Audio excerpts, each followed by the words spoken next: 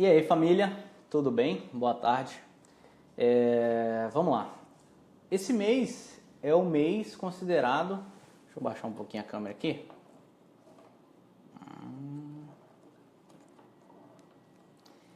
Esse mês é o mês separado para a campanha do Janeiro Branco. A gente teve o Outubro Rosa, campanha de prevenção contra o câncer, principalmente câncer em mulheres, né? Depois a gente veio com o Novembro Azul, para a prevenção do câncer de próstata e a saúde do homem, toda essa campanha.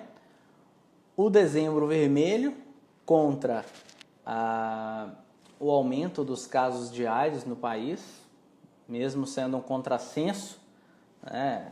Contaminação pelo vírus HIV ainda é grande. E agora a gente vem com essa campanha do Janeiro Branco. Beleza, vamos falar um pouquinho sobre isso. Como é que surgiu essa campanha do Janeiro Branco?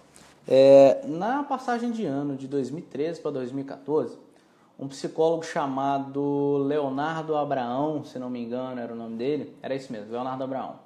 O cara estava lá fazendo aqueles tradicionais votos, né, e planos para o próximo ano, e olhando para o teto do quarto dele e pensando o seguinte: bom, da mesma forma que eu estou fazendo isso aqui, pensando sobre o que eu quero para a minha vida, o que eu quero fazer diferente, o que eu quero mudar, o que eu quero transformar, milhares de pessoas, milhões de pessoas no mundo inteiro estão fazendo isso.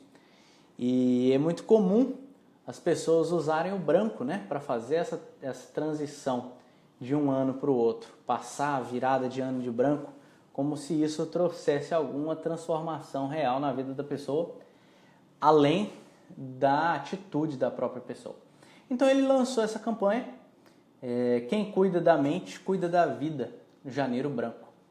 E esse mês, então, é um mês para pensar sobre a nossa vida, num aspecto psíquico, digamos assim, né? Qual que é o sentido, qual que é o propósito da nossa vida? A gente perde muito tempo da nossa vida e deixa de conquistar muita coisa por falta de foco naquilo que é realmente importante. Todas as pessoas que conquistaram grandes coisas no mundo, todas as pessoas que fizeram grandes conquistas, que conseguiram feitos grandiosos, elas abandonaram praticamente todo o resto e focaram naquilo ali. Eu gosto muito do Stallone, do Sylvester Stallone, e o roteiro dele, do filme do Rock, foi rejeitado várias vezes, dezenas de vezes, às vezes pelo roteiro, às vezes por insistência dele, de ser ele o ator protagonista. E não só ele, a gente teve vários outros casos de pessoas que insistiram até vencer. E às vezes, muitas vezes, a gente tem um plano na vida, algumas pessoas não têm plano nenhum, e depois eu vou falar sobre isso também. Às vezes a gente tem um plano na vida, mas a gente se desvia tanto no caminho que a gente nunca chega naquele ponto. Eu costumo dizer, eu li isso em algum lugar, agora eu não lembro onde, mas eu li isso alguma vez na minha vida, que quem não sabe aonde quer chegar não chega em lugar nenhum. Isso é uma grande verdade. Eu fico lembrando quando eu era adolescente, né? Eu cresci em Minas Gerais, uma cidadezinha bem pequenininha, 4.000 habitantes, então eu conhecia todo mundo, e às vezes eu saía assim para dar uma voltinha de tarde, sem saber onde ir, só saía de casa. E aí eu chegava na casa de um, ia para a casa de outro, e às vezes eu pensava em ir na casa de alguém e acabava não chegando lá. Então você vê como que isso é verdade, cara. Quem não sabe aonde quer chegar, não chega em lugar nenhum. Por isso que a gente tem que parar e detalhar bem os nossos objetivos de vida e estabelecer prioridades para alcançar esses objetivos. Outra coisa que o Janeiro Branco nos propõe é pensar sobre a qualidade, qualidade dos nossos relacionamentos. É uma coisa que eu fiz, tá? Talvez assim até independente, sem ser por causa dessa campanha do Janeiro Branco, mas eu acabei fazendo isso porque às vezes a gente se vê tratando pessoas que são muito importantes para nós de uma maneira ríspida, de uma maneira grosseira, e na rua com pessoas que a gente mal conhece, a gente é muito bem educado, a gente é cordial, a gente é prestativo, e às vezes a mãe da gente, o pai da gente pede pra gente fazer alguma coisa e a gente logo arruma um jeito de escapar daquilo ali e fala, não, depois eu te ajudo nisso e tal. Poxa, são os nossos pais, às vezes é o nosso cônjuge, às vezes é alguém, um irmão nosso, tão importante pra gente. E na rua, a gente passa a imagem de ser uma coisa, e na nossa família, na hora de colocar aquilo em prática, a gente não exercita isso. Então, quando eu vi essa proposta do Janeiro Branco, eu realmente fiz um momento de muita análise sobre a minha vida e vi que algumas coisas eu já estava colocando em prática. Então, pensar sobre a qualidade dos seus relacionamentos. Você lida com as pessoas que mais são importantes para você na sua vida com o máximo de intensividade, com o máximo de intensidade, da mesma forma que você lida e se relaciona com pessoas que às vezes não tem nenhum grau de parentesco com você, certo? Então é uma das coisas que a gente tem que pensar nesse Janeiro Branco. A outra proposta do Janeiro Branco é para que a gente pare um pouco e pense o quanto que a gente conhece de nós mesmos. Eu li uma coisa daquele sociólogo lá, filósofo, né, na verdade, Leandro Carnal, e ele fala o seguinte: só posso me ofender se eu não me conhecer. E depois, quando eu for falar especificamente sobre nós como profissionais de farmácia, eu como farmacêutico, proprietário, gerente, você como atendente, como balconista, a gente vai falar um pouco isso. Mas assim, quanto mais a gente se conhece, melhor a gente vive, mais clareza a gente tem para alcançar as coisas e mais preparo a gente tem para lidar com adversidades. E isso a gente só consegue se conhecendo. Por exemplo, eu sou muito ansioso, mas por muito tempo eu resisti muito em aceitar isso, em lidar com isso. Mas a partir do momento que você aceita e lida bem com isso, você consegue superar isso de uma forma muito mais fácil. Depois, quando eu for falar de esquizofrenia, eu vou falar um pouco sobre isso também. Então, essa proposta traz isso, a gente conhecer um pouco mais sobre nós, sobre as nossas emoções, que emoções que pendem mais a nossa personalidade e as nossas ações. Então, esse é um mês para pensar também sobre isso e sobre a qualidade dos nossos pensamentos e principalmente a qualidade dos nossos comportamentos.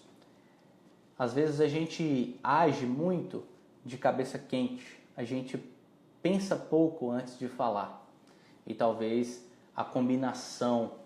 essa combinação de habilidades que a gente desenvolve é conhecer bastante sobre nós mesmos, conhecer o conteúdo do nosso pensamento e prever o nosso comportamento. Talvez a combinação dessas três coisas talvez seja, eu acredito muito que seja, eu estou trabalhando nisso, seja a chave para a gente alcançar os nossos objetivos e conquistar os nossos sonhos, tá? Então vamos falar um pouquinho mais sobre problemas mentais agora de uma forma mais específica. A gente tem primeiro, que é o estupim para todas as outras coisas, que é a ansiedade. A ansiedade, ela traz junto com ela depressão, traz junto com ela síndrome do pânico, o tripé, bipolaridade, mania e toque, isso tudo vem acoplado com a ansiedade. A ansiedade é o estupim para isso, tá? Então, a depressão. Então, assim, são coisas que quanto mais a gente trabalhar a nossa saúde mental, menor é a probabilidade da gente desenvolver. A gente entender que a gente precisa de uma válvula de escape. A minha é a música. Então, quando eu estou mal, eu coloco ali a música que eu gosto de ouvir e me desligo das outras coisas e aquilo me revigora. Para certas pessoas é ler um livro, para certas pessoas é dormir. Então, assim, que nesse mês a gente possa pensar e encontrar formas de tratar a nossa saúde mental, certo? Eu quero falar um pouquinho sobre algumas doenças mentais mais polêmicas. Como eu disse, eu cresci no interior de Minas Gerais e lá, desculpa pessoal, estou com uma tossezinha insistente aqui, e lá, todo mundo que tinha qualquer tipo de problema mental, até síndromes, como síndrome de Down, era taxado de doidinho. Então, se a pessoa tinha ali qualquer problema mental, às vezes um retardo mental por algum problema no parto, essa pessoa era taxada de doidinho. Então, a gente cresce com isso e quando eu entrei na faculdade, eu fui entender mais essas doenças, esses problemas mentais, né?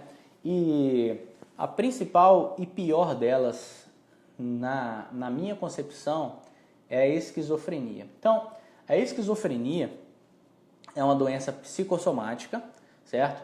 Que parte da ansiedade, vem se agravando aos poucos. Se vocês quiserem entender mais, um pouquinho mais sobre esquizofrenia, assistam aquele filme Uma Mente Brilhante, com aquele cara que fez o Gladiador, Russell Crowe.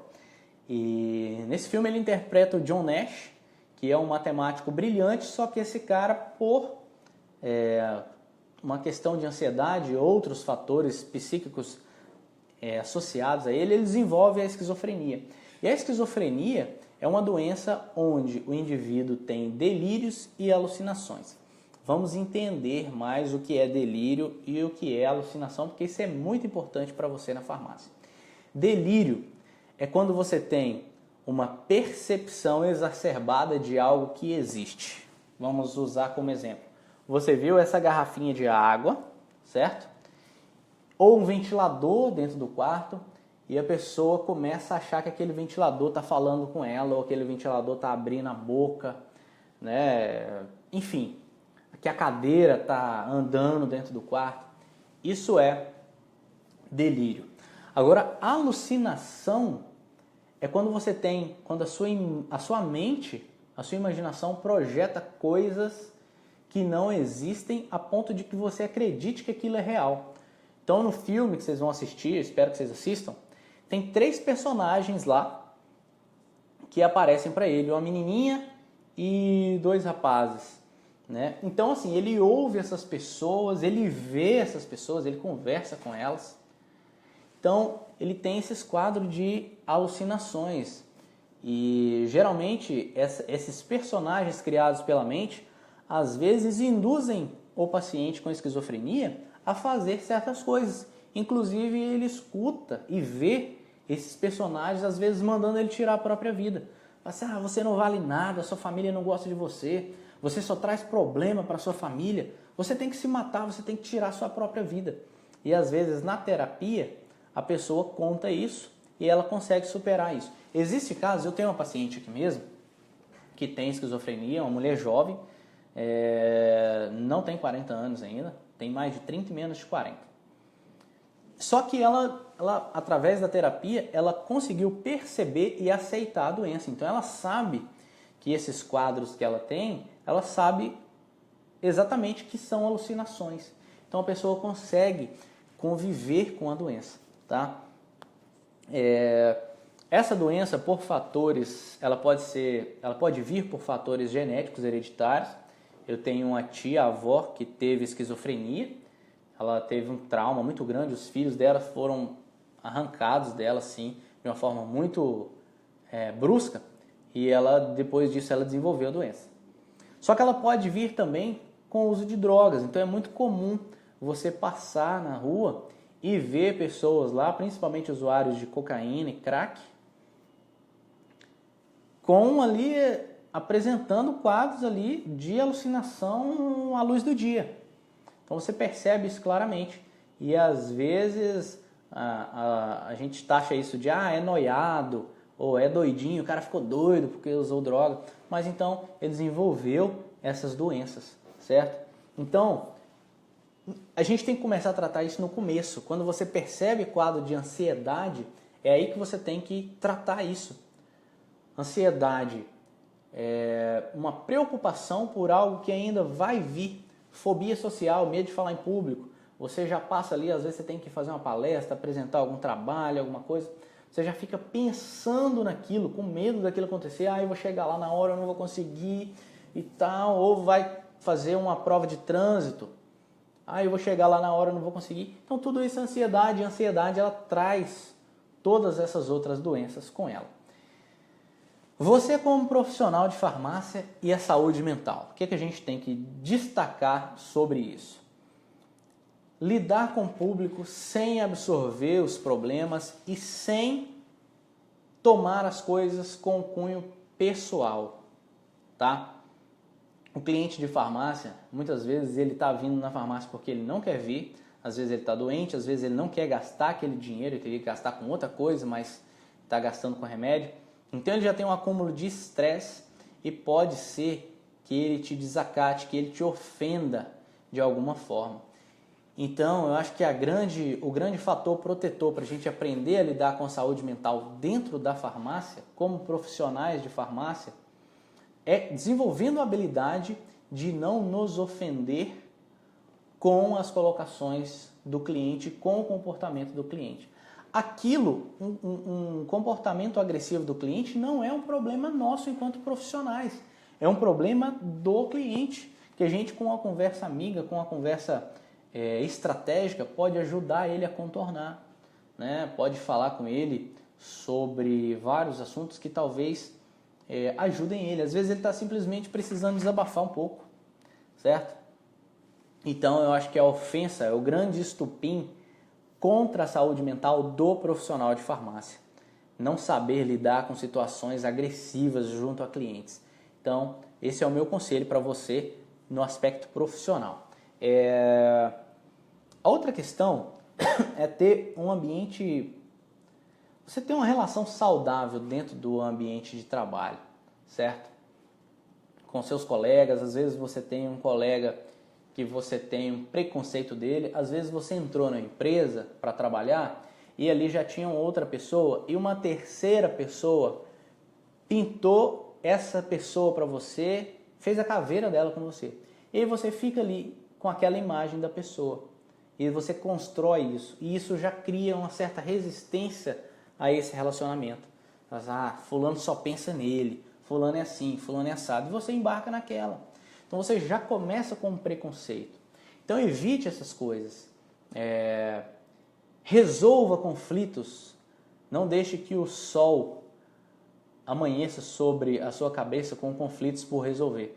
Se aconteceu alguma coisa, algum conflito na equipe de trabalho, sente com aquele colega seu, espere um momento adequado, chegue com ele, converse com ele, dê a cara a tapa, mesmo se você achar que você está certo. Se apresente como uma alternativa de solução daquele problema, reconhecendo que houve um conflito e tentando resolver aquilo.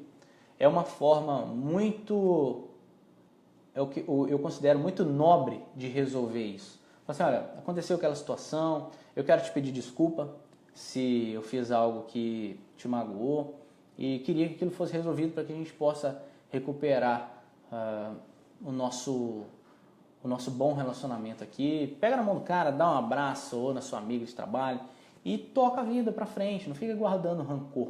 Eu acho que guardar rancor faz muito mal para a pessoa que guarda e isso também afeta a sua saúde mental.